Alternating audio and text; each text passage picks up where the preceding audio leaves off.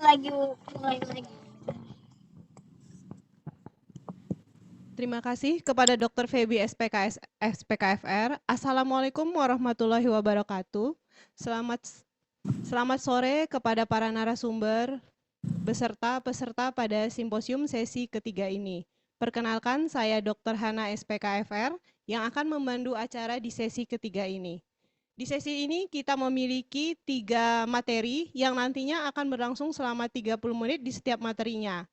Bila peserta memiliki pertanyaan untuk narasumber, maka pertanyaan dapat dituliskan di kolom Q&A dengan format nama, ditujukan kepada dokter siapa, baru menuliskan pertanyaannya.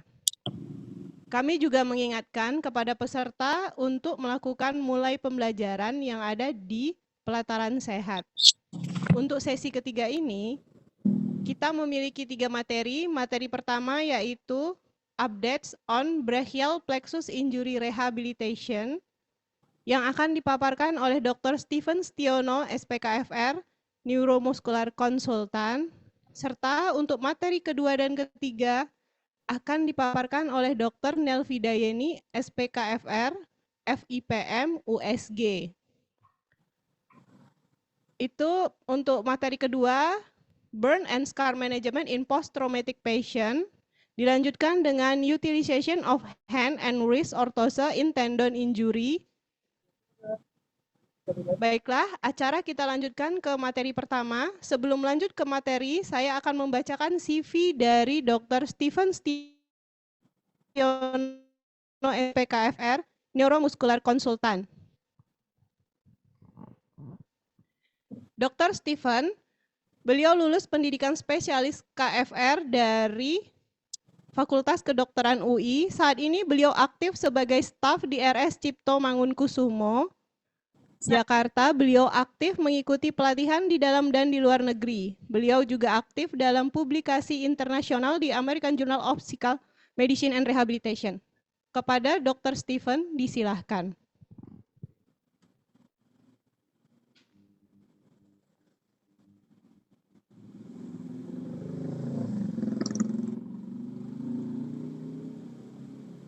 Baik, selamat sore. Terima kasih Dr. Hana selaku moderator.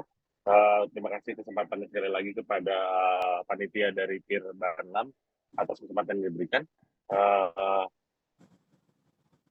Saya izin untuk share screen ya. Ya, pada kesempatan kedua, sebelumnya saya mohon maaf karena saya harus pindah lokasi. Jadi kalau misalnya ada background yang agak berisik, saya mohon maaf karena saya kebetulan agak di luar.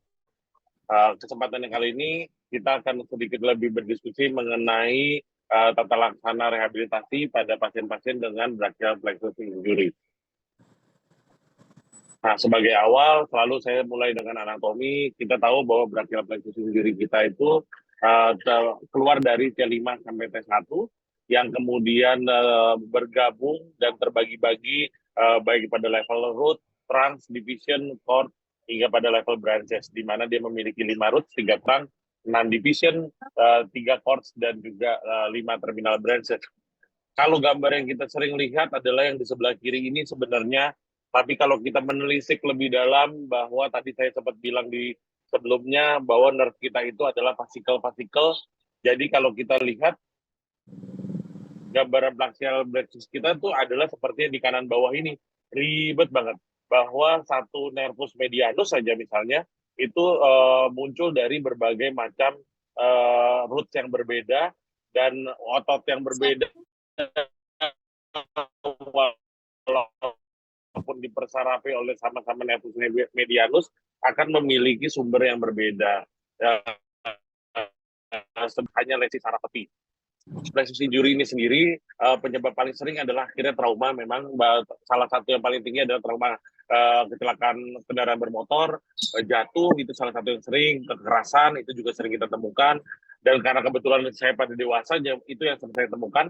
Tapi kalau teman-teman yang bermain di rehabilitasi pediatri mungkin akan lebih sering ketemu trauma akibat proses persalinan atau proses lahir. Dan umumnya bisa terjadi pada upper plexus, bisa pada lower plexus, yaitu C8 T1, ataupun bisa parent plexus merujuk pada semuanya. Ada dua deformitas yang paling khas, yaitu Earth palsy dan clumsy palsy, di mana Earth palsy ini lebih banyak akan disebabkan karena cedera pada upper plexus, dan clumsy palsy ini lebih banyak disebabkan karena cedera pada lower plexus. Nah, cederanya sendiri ada berbagai macam tipe, yaitu ada cedera preganglionik, cedera postganglionik, dan cedera kombinasi keduanya. Hal ini perlu kita bedakan karena tipe-tipe ini memiliki prognosis yang berbeda, di mana cedera preganglionik karena lokasinya di proksimal banget sebelum dari dorsal proksimal dari dorsal root ganglion, maka ada part dari medula spinalis yang biasanya ikut terkena cedera yang menyebabkan proses recovery-nya menjadi jauh lebih jelek atau malah kemungkinan recovery-nya jadi hampir tidak ada. Sedangkan lesi pas ganglionik, yaitu lesi yang terjadi setelah atau proksimal distal dari dorsal root ganglion, ini akan memiliki prognosis recovery yang lebih baik. Nanti untuk membedakannya salah satunya adalah dengan pemeriksaan kondisi antara saraf sensorik. Nanti akan saya jelaskan selanjutnya. Yang mempengaruhi prognosis tadi selanjutnya adalah tipe cederanya. Ada dua klasifikasi, yaitu Seddon dan Sunderland. Mungkin yang lebih gampang yang kita pakai adalah di sebelah kiri. Ada tipe 3, neuropraksi, axonotomesis, dan neurotomesis, di mana neuropraksi ini umumnya akson dan bungkusnya masih intak, sehingga yang rusak itu hanya pembungkus luarnya doang, sehingga neuropraksi ini prognosisnya paling bagus. Recovery-nya paling cepat, kurang lebih 3 bulan pasien akan mengalami recovery spontan. Sedangkan axonotomesis, apalagi neurotomesis, ini akan melibatkan cedera akson yang akan menyebabkan organ regeneration selanjutnya, yang menyebabkan recovery-nya lebih membutuhkan waktu lebih lama. Tadi kurang lebih sekitar 1 mili per hari perbaikannya. Dan tentunya gangguan-gangguan selama proses perbaikan lebih mungkin terjadi pada lesi aksonal ini dibandingkan pada lesi neuropraksia. Jadi setelah suatu saraf mengalami cedera, dia akan mengalami wall regeneration mulai dari titik cedera sampai ke arah distal yang menyebabkan semua pengrusakan dari struktur neuron tersebut. Nah, setelah pengrusakan ini selesai, barulah mulai dari proksimalnya dia akan mengalami regenerasi kembali untuk mulai sprouting baru, mulai membentuk serubung mielin yang baru, yang diharapkan proses ini berlanjut terus jika tidak ada gangguan untuk sampai ke daerah distal, sehingga pasien akan mengalami perbaikan secara fungsional. Nah, clinical manifestation-nya sendiri, ada satu penelitian di kanan atas ini yang menunjukkan dia memeriksa kalau nggak salah hampir 1.000 pasien dengan BPI, kemudian dilihat bahwa sekitar 13%-nya mengalami upper plexus, yang cedera lower plexus itu lebih sedikit, yang cedera pan plexus semuanya itu kurang lebih 12%, dan cederanya bukan di level root, agak sedikit level ke bawah, itu kurang lebih sekitar 70%. Untungnya sebagian besar cederanya malah lebih ke arah lebih distal. Nah, kalau simptomnya tergantung sebenarnya root mana yang kena. Kalau lebih gampangnya adalah kalau root atas C5, C6, C7 lebih mempengaruhi untuk daerah sisi proksimal. Jadi kalau kita ketemu pasien brachial plexus injury, di mana dia sulit untuk menggerakkan bahunya, dia sulit untuk menggerakkan sikunya, ini tapi tangannya baik-baik saja untuk buka tutup, genggam, buka fungsi tangannya baik-baik aja, ini kemungkinan besar cederanya lebih banyak pada upper plexus. Tapi jika sebaliknya pasiennya masih bisa gerakin shoulder, masih bisa gerakin elbow, tapi tangannya ngeplek, diem, malah dengan deformitas, nggak bisa gerak sama sekali, kemungkinan besar orang ini akan cedera lebih banyak dominan pada lower plexus. Untuk diagnosisnya sendiri, yang paling sering dilakukan adalah dengan menggunakan EMG atau electrodynamics, akan saya bahas selanjutnya. Tapi jika lebih agresif, umumnya CT mielografi adalah salah satu yang akan dilakukan. Kenapa? Karena dengan CT mielografi dia bisa membedakan apakah ini suatu avulsion injury atau tidak. Di mana avulsion injury ini adalah preganglionic lesion, memiliki prognosis yang lebih jelek. Sehingga kalau orang ini dibuktikan dengan cepat bahwa ada lesi avulsi, biasanya nggak ditunggu, nanti akan dibahas di belakang, nggak ditunggu, pasti ortopediknya akan lebih agresif untuk kemudian melakukan tindakan surgery pada pasien tersebut. Sedangkan kalau lesinya adalah lesi postganglionik, umumnya ada kan periode nanti kita menunggu. Pemeriksaan-pemeriksaan lain yang bisa dilakukan dengan MRI, dan belakangan ini bahkan dengan ultrasound kita bisa men-tracking dari plexus brachialis. Walaupun agak sedikit lebih sulit, tapi ini bukan tidak mungkin untuk dilakukan secara ultrasonografi, Sehingga tata laksana salah satunya pain atau regeneratif sekarang menjadi opsi yang cukup menarik nih untuk dilakukan pada pasien dengan BPI. Nah, pemeriksaan gold standardnya tentunya untuk memeriksa narkolepsi adalah elektrodiagnostik tadi, baik KHS, nerve conduction studies, maupun needle EMG. Ini keduanya jika dilakukan bersamaan akan membantu untuk menentukan diagnosisnya, severitas dari injerinya, menentukan lokasinya cederanya di level apa, apakah di root, apakah di trunk, apakah di core, dan juga pemeriksaan SNAP, sensory nerve action potensial, ini akan membantu menentukan apakah ini lesi preganglionik atau postganglionik. Di mana pada lesi preganglionik kita akan menemukan bahwa SNAP pasien masih normal.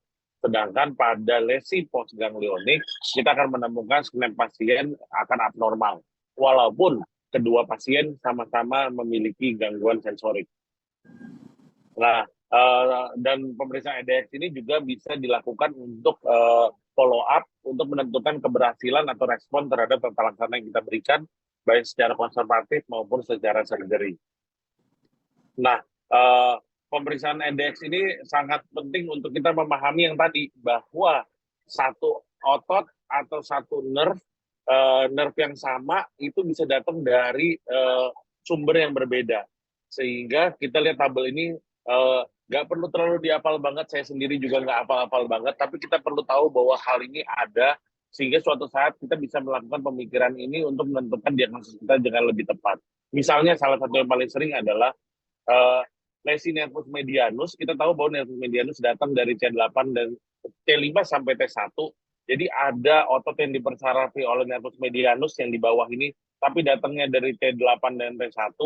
Ada juga nervus medianus yang datangnya otot yang dipersarafi nervus medianus yang datangnya dari C6, C7. Jadi ada yang dari upper plexus, ada yang lower plexus. Dan nanti pemahaman ini bisa membantu kita untuk menentukan sebenarnya yang kena root di yang mana nanti lokasinya. Sebagai contoh, misalnya singkat aja, bahwa ada laki-laki 15 tahun mengalami jatuh dari sepeda, kemudian dia tangan kirinya 4 bulan lalu udah lemah dan baal.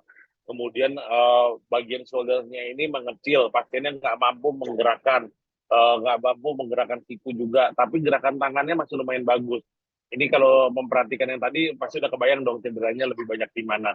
Terus kemudian dilakukan pemeriksaan KHS. Pada pemeriksaan KHS, dia meriksa medianus, ulnaris, radialis, itu semuanya masih dalam batas normal. Satu-satunya nggak normal hanya pemeriksaan sensorik untuk lateral antara brachicutaneus. Kita mendapatkan no response. Lucu nih, semuanya normal. Wah, agak aneh.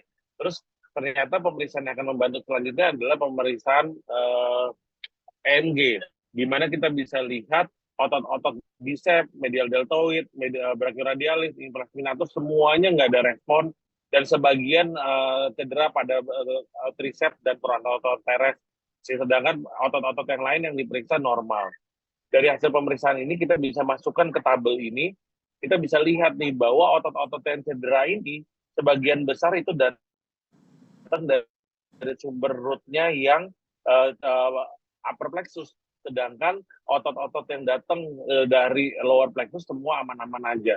Sehingga kalau ngelihat ini, kita bisa melihat bahwa pasien ini sepertinya cedera pada upper plexus, upper trunk, karena dia udah ngecek nih yang di level root, yaitu dorsoscapular nerve dan long thoracic nerve, duanya normal.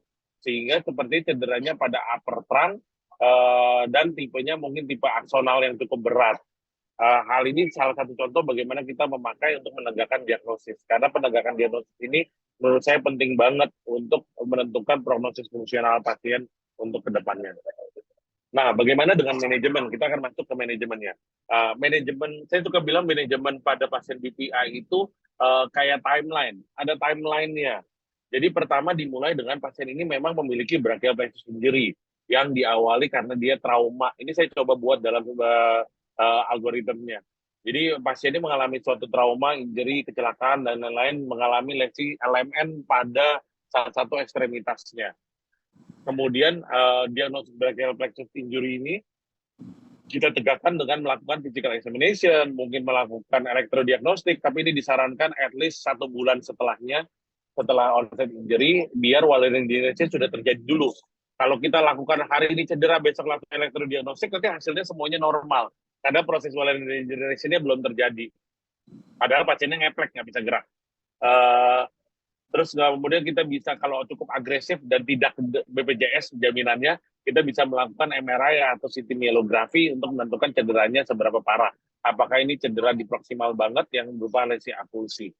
Jika dari hasil pemeriksaan ini kita sudah bisa menentukan bahwa pasien ini adalah pasien preganglionic lesion, umumnya dari tim surgeonnya nggak akan menunggu, nggak akan melakukan observasi. Jadi langsung direncanakan untuk suatu tindakan surgery, bisa berupa nerve stimulation, bisa neurotransfer atau nerve transfer, atau jika memungkinkan atau waktunya sudah cukup lama dilakukan muscle atau tendon transfer. Untuk part surgery ini nanti akan kita bahas lebih detail selanjutnya. Tapi jika pasien dokternya belum bisa menentukan apakah ini lesi preganglionik atau bukan, atau sudah menentukan bahwa ini adalah lesi postganglionik, maka yang ditunggu biasanya akan dilakukan observasi selama 3 bulan. Ya, buat apa observasi 3 bulan ini? Karena berharap bahwa lesi postganglioniknya ini adalah lesi neuropraksi. Jika lesinya adalah lesi neuropraksi, walaupun berat neuropraksinya sampai ada kelemahan, tapi neuropraksi ini akan sembuh spontan dalam 3 bulan. Kita akan melihat gradasi dia akan berbaik signifikan dalam 3 bulan. Sehingga kita tidak melakukan tindakan yang tidak diperlukan, yang tindakan tersebut mungkin mencederai nervusnya malah gitu kan. Jadi ditunggu selama 3 bulan. Dalam 3 bulan, jika dia tidak kembali secara signifikan atau dia malah ketemu cederanya masih ada yang bersisa, itu kemudian dilakukan elektrodiagnostik study lagi untuk menentukan lokasinya di mana. Jika nggak ada improvement, ini saya lupa panahnya. Jika nggak ada improvement, maka dia mempertimbangkan untuk surgery. Jika ada improvement, kita masih tata laksana lagi secara konservatif, kita evaluasi ulang lagi. Kalau improvementnya stop dan masih non fungsional, kita mempertimbangkan surgery. Ini biasanya di titik kurang lebih 6 bulan. Jika kemudian improvementnya masih berlanjut dan orangnya sudah fungsional, akan tetap dilanjutkan sebagai konservatif treatment. Jadi pola ini tuh berjalan secara kurang lebih akan sama dalam 1 tahun pertama mulai dari titik pasiennya mengalami brachial plexus injury. Nah, untuk konservatif manajemennya sendiri, ini biasanya dilakukan jika pasiennya postganglionik atau dilakukan dalam 3 bulan pertama. Bisa berupa apa aja. Pertama adalah pembelian sling atau splint untuk memposisikan biar jangan sampai pasiennya mengalami subluxasi karena weakness dari shoulder girdle-nya, pasiennya menjadi supluk kalau dia dibiarkan menggantung. Nanti akan bikin pain dan bikin komplikasi yang lain. Kemudian mempertahankan passive range of motion sehingga pasiennya tidak mengalami joint stiffness. Nanti udah nunggu 3 bulan pasiennya ternyata perbaikan, tapi nggak bisa gerak karena jointnya kontraktur, kan nggak lucu jadinya. Kemudian kita bisa melakukan latihan penguatan pada otot-otot yang masih tersisa atau yang masih memiliki inervasi. Ini untuk terutama pada otot-otot yang mungkin menjadi donor nanti di tindakan selanjutnya. Hal lain yang bisa kita lakukan adalah electrical stimulation, akan saya bahas selanjutnya, dan juga mungkin massage jika pasiennya edema atau jika ada scar, dan juga mungkin tata laksana yang sesuai untuk mengurangi nyeri jika pasien mengalami nyeri. Pertama untuk electrical stimulation. Electrical stimulation ini agak-agak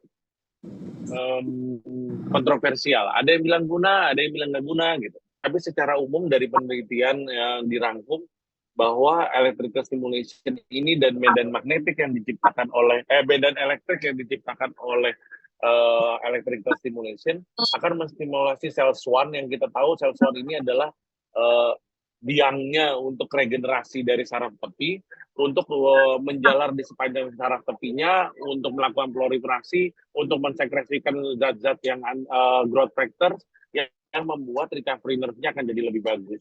Electrical stimulation ini juga dikatakan bisa mempercepat nerve growth speed dan juga arahnya itu jadi benar, nggak melenceng ke tempat lain.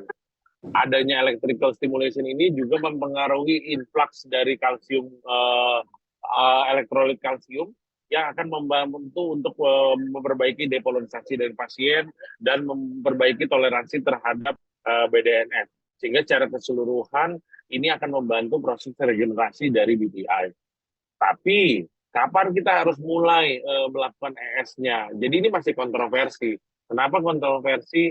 Karena dikatakan ES ini hanya berguna di awal-awal. Ada penelitian yang mengatakan bahwa ES ini hanya berguna di awal. Kalau orang yang sudah cukup lama dikasih atau nggak dikasih ES, nggak akan mempengaruhi nerve regeneration-nya. Nah, ada penelitian dari Zanakis juga membuktikan hal tersebut. Tapi ada penelitian lain walaupun dilakukan di tikus, katanya efek dari pemberikan electrical stimulation masih bisa dirasakan sampai 60 hari pasca injury. Namun ini juga masih dalam bukan penelitian pada human. Ada penelitian lain yang lebih ini lagi bahwa yang efektif adalah jika stimulasinya dilakukan intraoperatif walaupun hanya sekitar 8 menit per menit setelah nerve-nya disambung. Karena dikatakan stimulasi selama 8-10 menit ini akan membantu si nerve-nya menembus jahitan yang kata paling susah untuk ditembus untuk regenerasi. Jadi kapan makainya masih tanda tanya. Tapi sebenarnya daripada kagak, biasanya kita tetap melakukan electrical stimulation. Namun berdasarkan prinsip bahwa lesi proksima stimulasi pada proksimal dari lesi lebih memberikan manfaat, makanya belakangan ini kami lebih banyak memberikan stimulasi pada proksimal dari lesi juga berupa NMES yang kita harapkan depolarisasi pada proksimal dari lesi akan membantu nerve-nya untuk growth lebih baik.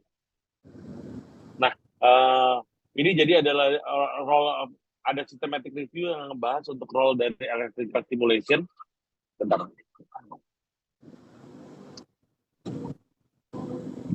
Untuk membahas dari electrical stimulation, suara saya masih jelas kan ya? Soalnya earphone-nya mati. Untuk moderator, suara saya masih kedengaran ya?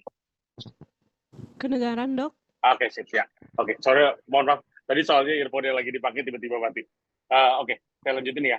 Jadi ada penelitian systematic review yang menilai berbagai macam protokol ES terhadap BPI dan bagaimana ini peripheral secara keseluruhan dan bagaimana responnya. Kita bisa lihat secara umum sebenarnya hasil dari systematic review ini ES itu masih efektif sebagai adjuvant treatment untuk mempercepat regenerasi dari peripheral nerve. Jadi tetap diberikan dengan berbagai parameter. Yang saya mau highlight lihat yang di atas nih, yang menurut saya sangat menarik bahwa dengan memberikan stimulasi intraoperatif satu kali aja during surgery-nya setelah disambungkan saraf selama dengan frekuensi 20 Hz selama kurang lebih itu saya kalau nggak salah baca waktunya itu 8 ini di 1 jam ditulisnya, tapi saya nggak sampai 1 jam biasanya diberikannya dan itu hasilnya sangat baik. Dan saya berharap nih ortopedik kita mulai melakukan hal ini juga karena saya berharap bisa ada recovery BPI yang jauh lebih bagus juga jika kita melakukan ini. Nah, selanjutnya adalah untuk pain relief. Pain relief ini pasien BPI memang nggak berasa sih karena sensoriknya terganggu. Cuma pada beberapa kondisi seringkali ada central pain atau ada neuroma yang membuat pasien tersebut menjadi nyeri. Karena ini sudah melibatkan central pain, seringkali obat-obat analgesik yang biasa itu tidak akan works pada pasien ini. Makanya kenapa untuk pharmacological-nya lebih dipilih untuk trisiklik antidepresan maupun obat-obatan golongan gabapentin atau pregabalin. Jadi ini adalah first treatment-nya. Baru second line-nya adalah obat-obat anti-opioid dan tramadol. Kita bisa lihat bahwa NSAID di sini sama sekali tidak memiliki peran untuk mengurangi nyeri. Hal lain yang bisa diberikan adalah pemberian TENS, kita tahu itu bisa nyeri. Dan yang unik adalah pemberian mirror terapi. Karena mirror nanti akan saya jelaskan selanjutnya. Dan alternatif lain yang banyak diteliti memberikan stimulus langsung pada brain dengan menggunakan TDCS atau TMS. Dan ini salah satu contohnya pemberian mirror terapi. Jadi seringkali kita mirror terapi itu lebih identik pada pasien-pasien lesi sentral, lesi brain. Tapi jangan lupa bahwa pasien dengan BPI yang tangannya kemudian jadinya tidak aktif sama sekali, representasi di otaknya bisa jadi berantakan. Dan salah satunya itu bisa menyebabkan penyebab nyeri. Sehingga dengan kita memberikan mirror terapi pada pasien tersebut, dengan memasukkan tangan yang sakitnya ke dalam satu box, terus dikasih cermin, terus tangan yang sehatnya melakukan aktivitas, dan kita melihat cerminnya, ini ternyata bisa reducing pain. Sayangnya memang penelitiannya itu masih level case series atau case report, belum benar-benar ada penelitian RCT. Tapi lumayan konsisten nih bahwa penelitian-penelitian ini bisa membantu mengurangi nyeri pada pasien yang bahkan dikasih obat nyerinya tidak membaik gitu. Jadi menurut saya ini salah satu hal jika teman-teman sejawat ketemu pasien BPI dengan nyeri yang nggak bisa responsif dengan obat, mungkin pemberian mirror terapi bisa digunakan. Kami sendiri pernah melakukan penelitian sederhana untuk fit per doseri kemarin dilakukan oleh PPDS dan itu menunjukkan hasil yang cukup baik. Nah, yang lainnya adalah untuk CIMT. CIMT ini juga sebenarnya kalau tangannya sudah fungsional dan kita pengen representasi otaknya jangan sampai berkurang, kita perlu melakukan CIMT seperti layaknya kita lakukan pada pasien stroke. Nah, yang lain yang sering dilakukan adalah prevention of muscle atrophy. Biasanya kalau ditanya kenapa dikasih ES, kita mau mencegah ini. Tapi jangan lupa ya, bahwa parameter ES yang biasanya kita kasih itu adalah parameter untuk NMAS, yang merangsang saraf motorik untuk merangsang kontraksi otot. Jadi kalau ototnya lagi terdenervasi, NMAS kita tidak akan menimbulkan kontraksi otot dan tidak akan mencegah atrofi. Sehingga kalau kita mau memberikan tujuannya mempertahankan atrofi, terutama ini harus diberikan dengan parameter untuk denervated muscles. Jadi bukan parameter NMAS. Dan juga prevention muscle atrophy ini bisa dilakukan pada otot-otot yang akan direncanakan digunakan sebagai donor untuk muscle transfer. Dan jika direncanakan untuk surgery, kita penting untuk melakukan EMG dulu, sehingga kita tahu mana modalnya dari pasien, kemudian melakukan sensory motor map, mempertahankan ROM, dan menguatkan otot-otot yang akan dijadikan transfer jika prosedur yang transfer.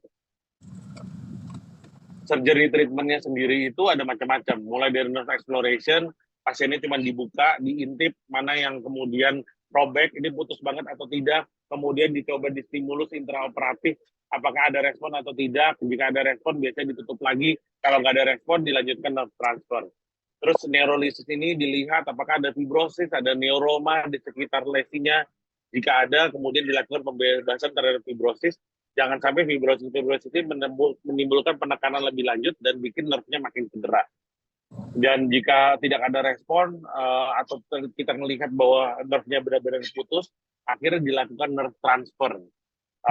Dan jika waktunya sudah lebih dari 1 tahun, di mana nerve transfer sudah tidak mungkin dilakukan lagi karena kerusakan dari neuromuscular junction, maka yang dipertimbangkan adalah prosedur muscle transfer. Dalam hal ini, pada motor gini banget. Ya, dalam hal ini bisa tendon transfer atau free functioning muscle transfer. Nah, nerve transfer ya seperti perkataannya bahwa dia memindahkan nerve dari donor, misalnya yang paling sering dari spinal accessory nerve, yang tadinya spinal accessory nerve-nya ini hanya ke arah trapezius muscle, kemudian diambil sebagian dan disambungkan ke yang jadi donor. Yang paling sering dipakai itu adalah spinal accessory nerve, intercostal nerve, phrenic nerve, atau contralateral C7. Terus terang yang contralateral C7 ini saya jarang di RSCM mengerjakan ortopedinya, lebih banyak yang ini yang sering dikerjakan. Dan donornya biasanya yang diutamakan fungsi untuk abduksi dan fungsi untuk elbow flexion. Baru kalau itu tercapai, baru fungsi untuk tangan. Nah, sehingga targetnya lebih sering ke suprascapular nerve untuk shoulder abduction, atau ke musculocutaneous, atau juga ke tricep jarang sih sebenarnya untuk dikerjakan. Nah, kalau lihat dari systematic review-nya, kita bisa lihat semua forest plot-nya mengarah ke bahwa tindakan nerve transfer ini jika dilakukan pada waktu yang tepat dan dilakukan dengan baik, tata rehabnya baik, ini menunjukkan hasil perbaikan fungsional yang cukup signifikan. Nah, kalau muscle transfer ini dilakukan hanya kalau dia sudah lewat 1 tahun. Kenapa? Karena kalau kita lakukan di 1 tahun dan setelah 1 tahun kita lakukan transfer, mulai dari dia disambung misalnya di sini sampai ke musculocutaneous, dia butuh waktu sekitar 20 sentian, di mana 1 mili per hari berarti dia butuh waktu 200 hari, kayak sekitar 6 bulanan lebih untuk nyampe. Sedangkan neuromuscular junction kita itu katanya rusak dalam 12 sampai 18 bulan. Sehingga sebelum reinervasinya terjadi sampai ke otot, NMJ-nya udah rusak sehingga nyambung ke ototnya tidak akan pernah terjadi. Makanya kenapa setelah 12 bulan umumnya tidak pernah dilakukan lagi nerve transfer. Sehingga muscle transfer lah yang dipertimbangkan. Muscle transfer yang klasik itu ototnya sebenarnya nggak banyak yang bisa dipilih. Paling sering saya lihat adalah trapezius, kadang levator scapula maupun rhomboid. Nah, muscle transfer atau tendon transfer ini literally seperti di gambar ini nih. Dia mindahin insersi dari trapezius yang tadinya di sekitar acromion capitularnya sini, kemudian dicopot sebagian, kemudian dipindahkan ke proksimal dari humerus, kemudian ditutup. Sehingga tadinya aktivitas spinal accessory nerve adalah untuk shrugging, mengangkat bahu. Sekarang jadi ikut bisa mengabduksikan dari shoulder. Nah, tentunya penyembuhannya akan mengikuti penyembuhan tendon transfer atau muscle transfer pada umumnya. Sehingga pasiennya perlu dipertahankan dalam 90 derajat sehingga tidak menimbulkan prolonged stretching atau obsessive stretching sehingga risikonya takut lepas, dan juga kemudian secara progresif dilakukan penguatan dari atau aktivitas dari hal tersebut. Dan ini tidak ada recovery yang ditunggu selain recovery dari si tendonnya nyambung ke otot gitu kan sebenarnya. Selain itu nggak ada recovery yang ditunggu, sehingga responnya biasanya lebih cepat. Yang lain-lain, ini lower trapezius muscle transfer, ini biasanya untuk external rotation, prinsipnya sama, disambung, biasanya pakai graft tendon dari gracilis untuk diperpanjang, kemudian dilakukan insersi di daerah proksimal dari humerus. Sehingga dengan mengaktifkan lower trapezius, nanti shouldernya bisa kayak ngebuka ke belakang. Tapi umumnya ini dilakukan pada orang yang punya fungsi bicep yang bagus. Kadang-kadang kalau bicep yang bagus, tapi dia nggak bisa external rotation, akhirnya jadi kayak di depan badan. Makanya dia ditambah fungsi external rotation, sehingga dia bisa melakukan tangannya jadi lebih fungsional dengan hal tersebut. Ini ada panduan untuk protokol rehabilitasi, sama intinya di 6 minggu pertama rata-rata dipertahankan dalam posisi yang resting, yang tidak terstretch. Kemudian setelah 6 minggu mulai dilakukan secara progresif gerakan aktif maupun aktif asistif sampai pasiennya bisa melakukan secara mandiri. Levator scapula kurang lebih sama. Nah, yang paling penting berikutnya yang sering banget dilakukan belakangan ini adalah free functioning muscle transfer. Ini bedanya adalah ortopediknya benar-benar mengambil satu otot. Paling sering itu gracilis. Jadi gracilisnya diambil, otot, nerve, vaskular semua diambil, kemudian dibikin insersi baru. Salah satu yang paling sering adalah origo yang barunya di daerah sekitar clavikula. Ini insersinya di sekitar radius. Kemudian kemudian nerve-nya disambung seperti layaknya nerve transfer, misalnya dia pakai dari spinal accessory nerve masuk ke situ. Diharapkannya saat terjadi reinervasi ke otot gracilis dengan origo dan insersi yang baru, dia akan memiliki fungsi baru, yaitu misalnya shoulder fleksi dan pronasi dan elbow fleksi dalam waktu yang bersamaan. Jadi begitu gracilisnya kontrak, tangannya akan kayak muter begini ke atas. Dan ini menarik karena dengan satu tindakan dia bisa menghasilkan suatu gerakan fungsional yang terselektif dan bisa lebih fungsional lah dengan satu gerakan. Dan tekniknya banyak macam-macam. Ada yang nempelnya cuma tadi di radius, ada yang kemudian nempelnya bisa sampai ke ujung, ke ekstensor carpi, ada ke flexor carpi, ada yang ke flexor digitorum. Tergantung modal yang dimiliki pasien dan tergantung target dari si operatornya mau melakukan fungsional apa pada pasien ini. Sehingga ini menarik, proses recovery-nya pun sebenarnya tinggal menunggu jarak antara dari nerve yang disambung, misalnya di sini dia ngambil spinal accessory nerve disambung gracilis, berarti kita tinggal ngukur nih, mulai dari titik sambungannya sampai ke muscle berry dari gracilis ini berapa senti. Kalau let's say ini adalah jaraknya 30 cm, bisa pasti butuh waktu kurang lebih sekitar 300 hari untuk mengalami reinervasi. Sehingga EMG untuk menilai reinervasinya kita lakukan pertama kali kurang lebih sekitar 300 hari tersebut untuk menilai reinervasi. Sambil sebelum itu kita bisa bantu pasien dengan aktivasi secara volunteer maupun dengan menggunakan electrical stimulation. Ini ada hasil penelitiannya yang salah satunya menunjukkan hasil yang cukup baik dengan pemberian FFMT. Nah, post operatifnya ya tadi bahwa awalnya diimobilisasi, hati-hati umumnya orang pasien-pasien FFMT pada BPI, elbow-nya akan sedikit cenderung fleksi, sehingga kita jangan sampai memfull ekstensikan pasien karena akan menimbulkan overstretch dari si ototnya. Takutnya nanti malah lepas. Kemudian kita kapan EMG tergantung tadi jaraknya, kemudian untuk mengaktifasinya bisa dibantu dengan EMG surface biofeedback. Dan terakhir, seperti layaknya pada cedera tadi saraf tepi yang lain, yang sekarang lagi hype banget diomongin banyak orang adalah penggunaan stem cell atau regeneratif. Jadi bisa mesenchymal stem cell maupun bisa juga pada sekretom, termasuk pada BPI. Kalau nge-search BPI tidak sebanyak pada peripheral nerve yang lain, tapi mulai banyak nih yang tertarik untuk mencoba apakah BPI yang pada beberapa kondisi prognosisnya jelek banget, bisa kita bikin jadi lebih bagus prognosisnya dengan pemberian regenerative cell seperti stem cell. Jadi ini adalah ventures ke depan yang menurut saya menarik untuk kita lihat. Karena saya sendiri secara pribadi sering ketemu pasien BPI yang recovery-nya kurang gitu bagus, apakah dengan kita berikan stem cell, kita bisa dapat hasil yang lebih bagus.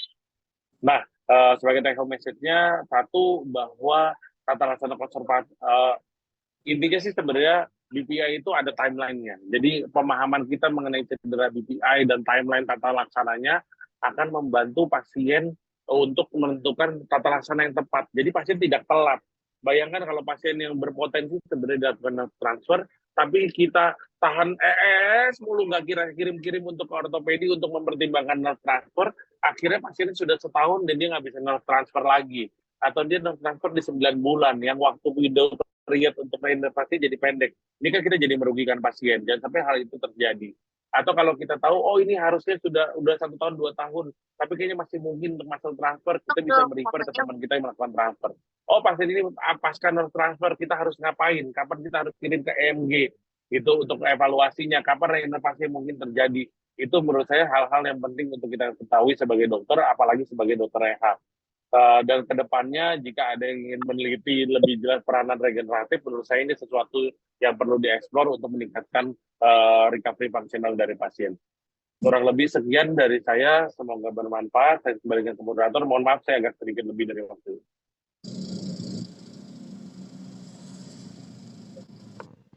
Terima kasih kepada Dr. Stephen atas pemaparan materi dan update ilmunya. Semoga bermanfaat untuk kita. Kembali kami mengingatkan, bila peserta memiliki pertanyaan bisa dituliskan di dalam kolom Q&A dengan format nama, kemudian mencantumkan kepada dokter siapa, baru kemudian menuliskan pertanyaannya. Dan kembali kami mengingatkan agar peserta masuk ke mulai pembelajaran di pelataran sehat hingga menyelesaikannya sampai post-test. Bisa melalui PC atau laptop, jika mengalami kesulitan bisa menghubungi panitia. Selanjutnya kita masuk ke materi kedua dan ketiga yang akan dipaparkan oleh Dr. Nelvida Yeni, SPKFR, FIPM, USG. Sebelum lanjut ke materi, saya akan membacakan CV dari Dr. Nelvida Yeni, SPKFR, FIPM,